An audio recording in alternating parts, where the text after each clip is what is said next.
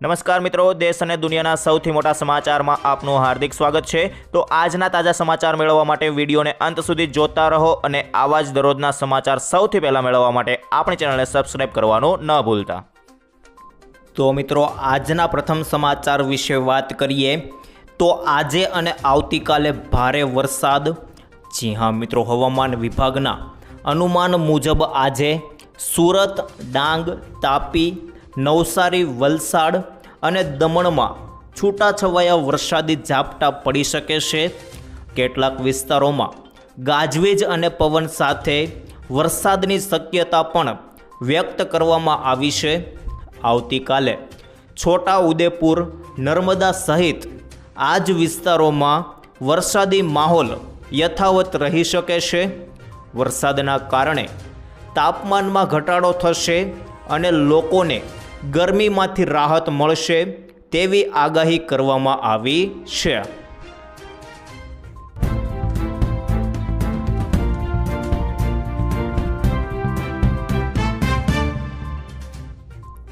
ત્યારબાદ આગળ જોઈએ તો લાયસન્સને લઈને બદલાઈ શકે નિયમો।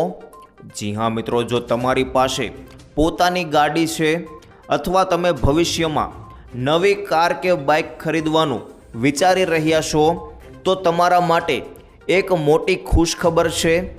કેન્દ્ર સરકાર ડ્રાઇવિંગ લાયસન્સ અને વાહનો સાથે જોડાયેલા નિયમોમાં ખૂબ જ મોટો ફેરફાર કરવાની તૈયારી કરી રહી છે। આ નવા ફેરફારો પાછળનો સરકારનો મુખ્ય હેતુ સામાન્ય લોકોને આરટીઓ ઓફિસના ધક્કા ખાવામાંથી બચાવવાનો અને તમામ કામકાજને ડિજિટલ બનાવવાનો છે। હાલના નિયમ મુજબ ડ્રાઇવિંગ લાયસન્સની એક નક્કી સમય મર્યાદા 20 વર્ષ છે। ત્યારબાદ તેને ફરીથી રિન્યૂ કરાવવું પડે છે અને લાયસન્સ રિન્યૂ કરાવવા માટે લોકોએ વારંવાર દસ્તાવેજો જમા કરાવવા પડે છે અને આરટીઓ ઓફિસ જવું પડે છે। પરંતુ સરકાર હવે આ મુશ્કેલીને કાયમ માટે ખતમ કરવા જઈ રહી છે। નવા પ્રસ્તાવ મુજબ ડ્રાઇવિંગ લાયસન્સની માન્યતા સીધી 50 વર્ષ સુધી વધારવામાં આવી શકે છે। જો આ નિયમ લાગુ થશે તો દેશના કરોડો વાહન ચાલકોને વારંવાર રિન્યુઅલ કરાવવાની ઝંઝટમાંથી મોટી રાહત મળશે।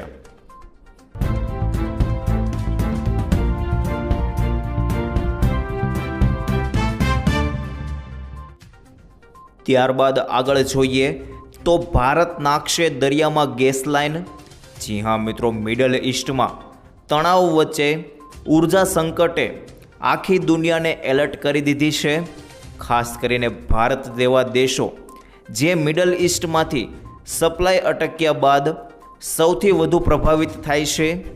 આવા સમયમાં ભારત ઝડપથી પોતાના ઉર્જા પુરવઠાને અવરોધ રહિત બનાવવામાં લાગી ગયું છે। ભારતે ઓમાનથી ગુજરાત વચ્ચે એક લાંબી પાઇપલાઇન નાખવાના પ્રોજેક્ટની જાહેરાત કરી દીધી છે।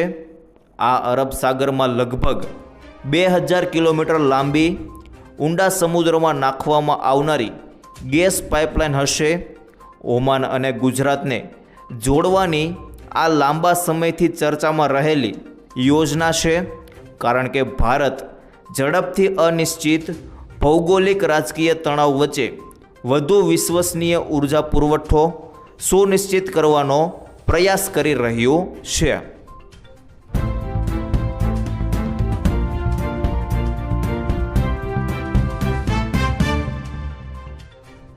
ત્યારબાદ આગળ જોઈએ તો મોંઘવારી વધશે, મોટી મુશ્કેલી।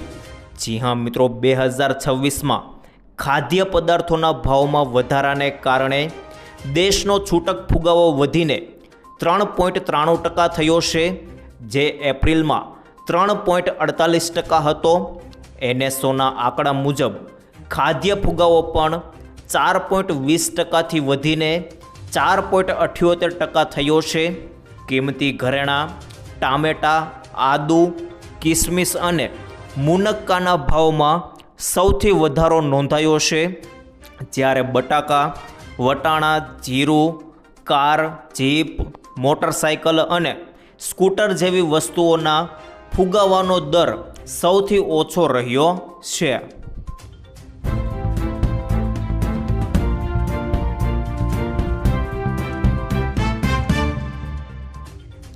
ત્યારબાદ આગળ જોઈએ તો ગુજરાતના શિક્ષકો સાવધાન ચેતવણી। જી હા મિત્રો, બનાસકાંઠા જિલ્લા અધિકારી દ્વારા ચાલુ શાળાએ મોબાઈલ જમા કરવા માટે શિક્ષકોને આદેશ અપાયો છે। આદેશ મુજબ આચાર્ય પાસે તમામ શિક્ષકોને ફરજિયાત મોબાઈલ જમા કરાવવો પડશે। સાથે જ વસ્તી ગણતરી પણ શાળા સમય પહેલાં અથવા પછી કરવા માટે સૂચના અપાઈ છે। બાળકોનો અભ્યાસ ન બગડે તે માટે આ નિર્ણય કરાયો છે। વધુમાં વિદાય કાર્યક્રમો રજાના દિવસે યોજવા સૂચના આપવામાં આવી છે।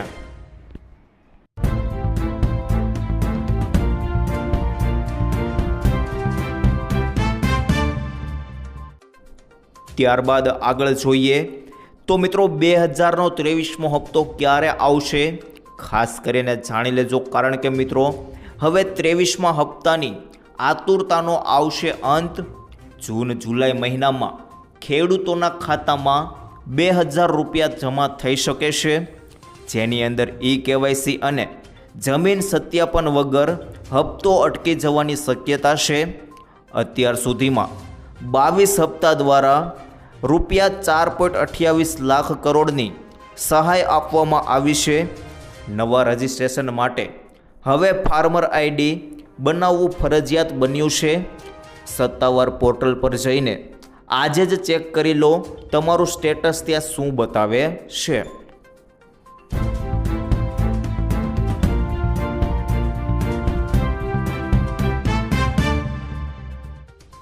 ત્યારબાદ આગળ જોઈએ તો પથ્થરમારો મોટી મુશ્કેલી। જી હા મિત્રો, ઉત્તર પ્રદેશના ફિરોઝાબાદમાં લખનૌથી દિલ્હી આવી રહેલી સ્વર્ણ શતાબ્દી એક્સપ્રેસના એક કોચ પર પથ્થરમારો કરાયો હતો। ઘટનામાં કોચનો બારીનો કાચ તૂટી ગયો હતો। સદનસીબે કોઈને પણ ઈજા પહોંચી નથી। જણાવીએ કે ટ્રેનમાં RSS પ્રમુખ મોહન ભાગવત પણ મુસાફરી કરી રહ્યા હતા। ઘટનાની તમામ જાણ કરતાં પોલીસે હાલમાં એક શંકાસ્પદ વ્યક્તિની અટકાયત કરી છે અને પૂછપરછ કરવામાં આવી છે।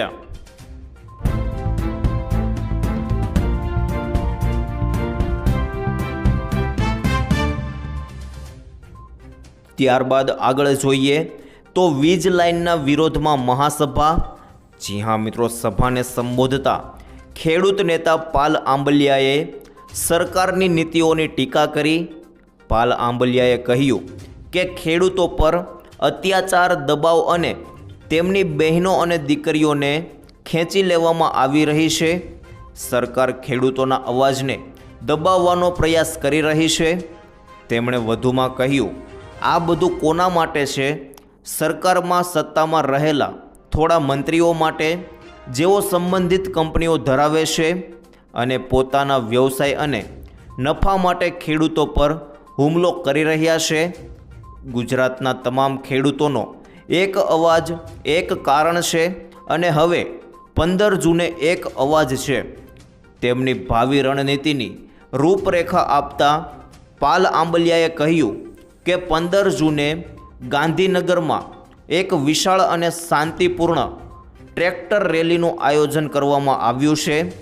તેમણે દાવો કર્યો હતો કે આ રેલી ગુજરાતના ઇતિહાસમાં અભૂતપૂર્વ હશે। આજે નજીકના અનેક ગામોના ખેડૂતો ટ્રેક્ટર સાથે મોતી બાપુનગર ગામમાં એકઠા થયા હતા।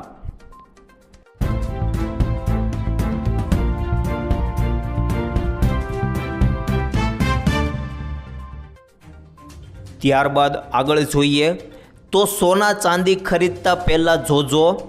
જી હા મિત્રો, મોદી સરકારે સોના અને ચાંદીના ઇમ્પોર્ટ બેઝ પ્રાઇઝમાં મોટો ઘટાડો કર્યો છે। સોનાની બેઝ ઇમ્પોર્ટ કિંમત $80 ઘટાડીને $1343 પ્રતિ 10 ગ્રામ અને ચાંદીની કિંમત $276 ઘટાડીને $2092 પ્રતિ કિલોગ્રામ કરવામાં આવી છે। આ આયાત કિંમતના આધારે જ ટેક્સ નક્કી થાય છે. સરકારના આ નિર્ણયથી આયાતકારોને મોટો ફાયદો થશે અને સ્થાનિક બજારમાં કિંમતો ઘટતા ગ્રાહકોને પણ રાહત મળી શકે છે.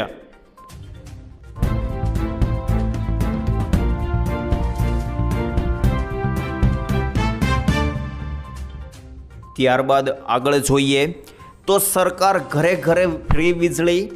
જી હા મિત્રો, કેન્દ્રીય મંત્રી પ્રહલાદ જોશીને વિશ્વાસ છે કે પ્રધાનમંત્રી સૂર્યઘર મફત વીજળી યોજના હેઠળ ડિસેમ્બર સુધીમાં 75 લાખ ઘરોની છત પર સોલાર યુનિટ એટલે કે મિત્રો રૂફટોપ સોલાર લગાવવાનો લક્ષ્યાંક હાંસલ કરી લેવામાં આવશે.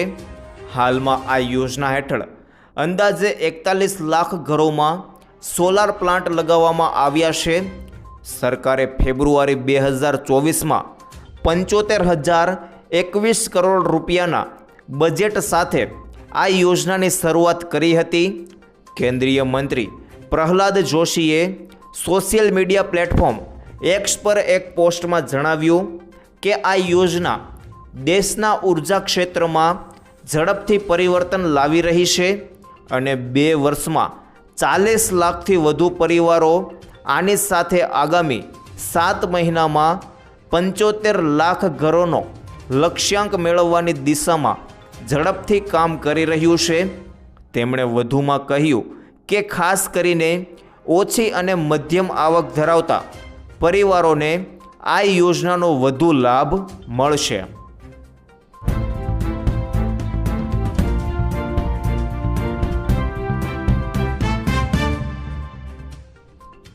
ત્યારબાદ આગળ જોઈએ તો ગુજરાત ઉપર મોટો ખતરો. જી હા મિત્રો, યુરોપિયન યુનિયનની હવામાન એજન્સી તાજેતરના અહેવાલ મુજબ ભારતના 2026ના ચોમાસામાં સરેરાશ કરતાં ઓછા વરસાદની શક્યતા વ્યક્ત કરવામાં આવી છે. ગોડઝિલા એલ્નિનોના પ્રભાવને કારણે પશ્ચિમ અને મધ્ય ભારતના વિસ્તારોમાં વરસાદમાં ઘટાડો થઈ શકે છે. ગુજરાત, મહારાષ્ટ્ર, કોંકણ અને ગોવા સૌથી વધુ અસરગ્રસ્ત બની શકે છે. આ પરિસ્થિતિ ખેડૂતો, ગ્રામીણ અર્થતંત્ર અને જળ પુરવઠા માટે ચેતવણી રૂપ માનવામાં આવી રહી છે.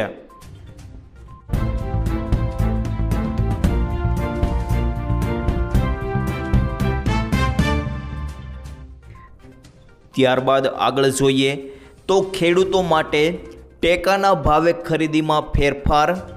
જી હા મિત્રો, ટેકાના ભાવે બાજરી, મકાઈ અને જુવારની પ્રતિ ખેડૂત ખરીદી મર્યાદામાં માતબર વધારો કરાયો છે તેવું કૃષિ મંત્રી જીતુભાઈ વાઘાણીએ જણાવ્યું છે. હવે પ્રતિ ખેડૂત 3500 કિલો એટલે કે મિત્રો 175 મણ બાજરીની ખરીદી થશે. મકાઈની હવે 2500 કિલો એટલે કે 125 મણ અને જુવારની 1700 કિલો એટલે કે 85 મણ ખરીદી પ્રતિ ખેડૂત થશે. ખેડૂતોની લાગણી અને માંગણીને હકારાત્મક પ્રતિસાદ આપતો રાજ્ય સરકારનો મહત્વપૂર્ણ નિર્ણય છે.